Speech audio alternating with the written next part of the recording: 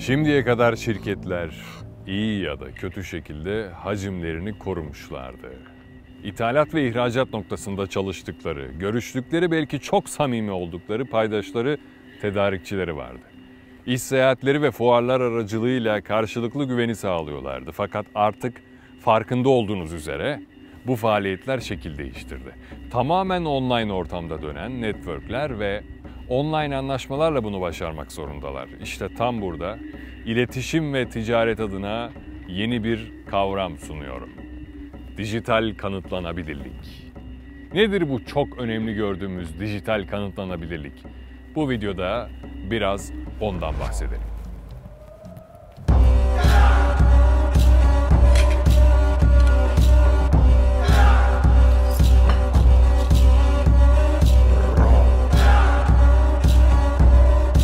Şu dönemde bile ihracatta patlama yaşayan sektörler var. Örneğin bir maske üreticisiniz ya da dezenfektan kolonya.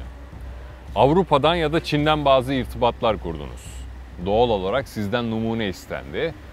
Fakat artık bu yeterli olmuyor. Karşınızdaki insanlar gönderdiğiniz numuneyi ürettiğiniz malların arasından mı seçtiğinizi ya da onun için göstermelik kaliteli bir numune yapıp yapmadığınızdan emin olamıyor. Sizi daha detaylı tanımak istiyor. Ne büyüklükte bir firma olduğunuzu, daha önceki tecrübelerinizi, verdiğiniz malın kalitesini ve sizin ne kadar titiz davrandığınızı, standartlara uyup uymadığınızı kanıtlamanızı bekliyor. Malınızla ilgili zaten uluslararası sertifikasyonları edinmeniz şart. Bunu konuşmaya bile gerek yok.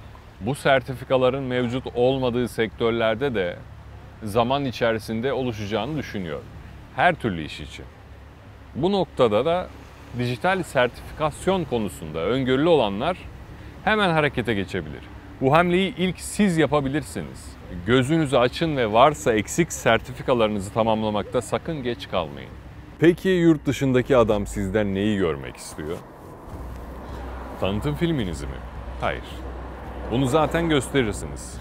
Tanıtım filmleri de ayrıca o eski kafa yöntemden farklı olmalı. Hani var ya 1980'de kurulan X şirketi 40 yıllık tecrübesiyle günden güne büyümeye devam ederken tarzındaki zırva işler. Kendinizi öven, abartan işlerden uzak durun. Daha şeffaf düşünmek gerek. Web sitenizde ürün kalitenizi ve yapım aşamalarınızı anlatmanız gerek. Hatta bu anlatımları mümkünse videolu yaparsanız daha etkileyici olacaktır. Tesisinizi görmek istiyor adam. Ama abartılı bir filmden değil. Ona tüm kartlarınızı açık oynayabileceğinizi göstermelisiniz. Örneğin istediği vakitte güvenlik kameralarınıza bağlanıp istediği zaman sizi görme hakkı tanıyabilirsiniz. Ne kadar çok görüntü o kadar şeffaflık.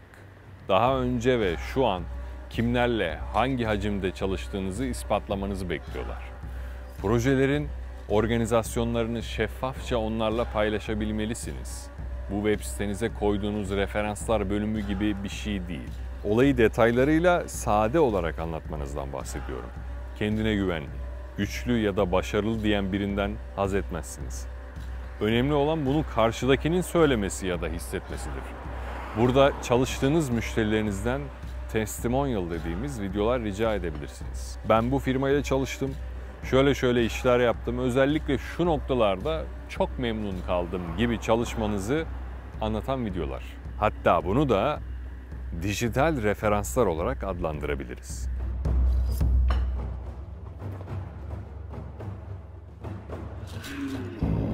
Tüm bunlar hazır olduktan sonra dijital network konusunda atılımlar yapın. Pek çok Türk şirketi yurt dışıyla bağlantı kurma kabiliyetine sahip değil. Bu kabul edilemez bir eksiklik. Şirketinizde bu kabiliyete sahip personeller çalıştırın. LinkedIn kullanmayı gerçekten bilen, İngilizce irtibat kurma becerisi olan çalışanlar şirketinizin büyümesinde kilit rol oynayacaklar. Ayrıca ulaşılabilir olmak çok önemli. Mail kutunuza düşen bir e-mail bekleyemez. Ne kadar hızlı cevap bulursa karşısı için o kadar güvenilir firma olacaksınız. O kadar büyük bir tesisiniz var ve hala LinkedIn'de yok musunuz? Neleri kaçırdığınızı hayal bile edemezsiniz. Dünyanın gözü artık üzerimizde. Önümüzdeki dönemde ihracat rakamlarımız çok büyüyecek. Siz de bu pastadan payınızı almalısınız. Dijital müşteri potansiyeli üretmelisiniz. Aynı zamanda ihtiyaç hissettirmelisiniz. Peki ya hizmet sektöründe olanlar? Sunduğunuz hizmetin online prototipini mümkünse en kısa sürede hazırlamalısınız. Değilse yine şeffaf videolar yardımıyla hizmetinizi detaylıca gösterebilmeli, anlatabilmelisiniz. Bu hizmetler için de gerekli sertifikasyonlar varsa hemen tamamlamalı, yoksa da sektörünüzdeki diğer firmalarla ortak harekete geçerek bu açığı kapatmalısınız. Yerinizde oturarak müşteri bekleme döneminin artık sonuna geldik. Ne kadar büyük şirketiniz olursa olsun, İnsanların sizi bulduğu mecralar çok keskin bir şekilde değişti. Peki bu dijital kanıtlanabilirlik size tam olarak ne sağlayacak? İlk olarak marka itibarını ve değerini hızlı bir şekilde artıracak. Zeki kavramıyla markanız eşleşecek. Daha ulaşılabilir olacaksınız. Konuşan bir marka olacaksınız. İnsanlar sizinle etkileşime girebilecek, size dokunabilecek. Hem tedarikçilerinizle hem de direkt kullanıcılarınızla birlikte hareket edebilme olanağı tanıyacak. Hızlı geri dönüşler alacaksınız. En önemlisi karşıya eşsiz bir güven sağlayacaksınız. Tereddütleri, akıldaki soru işaretlerini dijital ortamda kısa bir süre içerisinde gidereceksiniz. Haliyle de böyle sıkıntılı bir ortamda herkes küçülmeye giderken siz tarifi güç bir büyüme yaşayacaksınız. Dijital kanıtlanabilirlik adına yapacağınız çalışmalarda kaliteden asla ödün vermeyin.